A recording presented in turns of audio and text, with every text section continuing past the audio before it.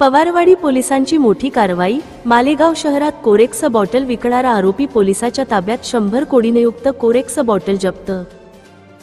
माननीय पोलीस अधीक्षक श्री बाळासाहेब पाटील, अपर पोलीस अधीक्षक श्री तेगबीर सिंग संधू तसेच मालेगाव शहर उपविभागाचे सहाय्यक पोलीस अधीक्षक श्री सूरज गुंजाळ यांचे सूचना व मार्गदर्शनाखाली पवारवाडी पोलीस स्टेशनचे नवीन प्रभारी अधिकारी पोलीस निरीक्षक श्री राहुल खताळ यांना मिळालेल्या गुप्त बातमीनुसार दिनांक 21 जुलै 2025 रोजी इसम नामे मोमीन अबू ओसामा अब्दुल मजीद राहणार मालेगाव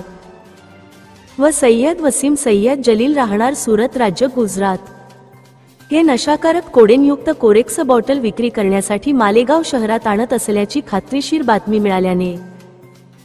सदर इसमावर छापा कारवाई करण्याकामी गुन्हे शोध पथकाचे सहाय्यक पोलीस निरीक्षक पाटील,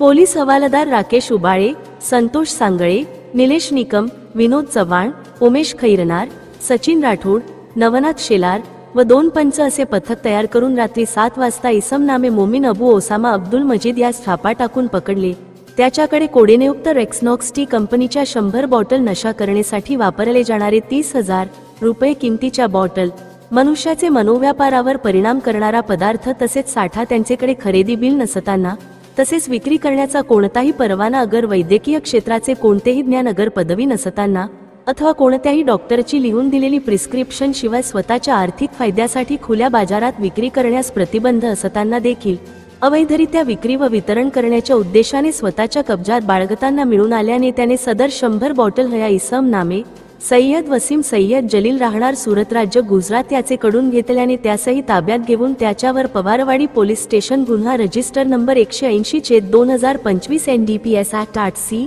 228 प्रमाणे गुन्हा दाखल करण्यात आला आहे। गुन्ह्याचा पुढील तपास PI खताळ सर हे करीत आहे।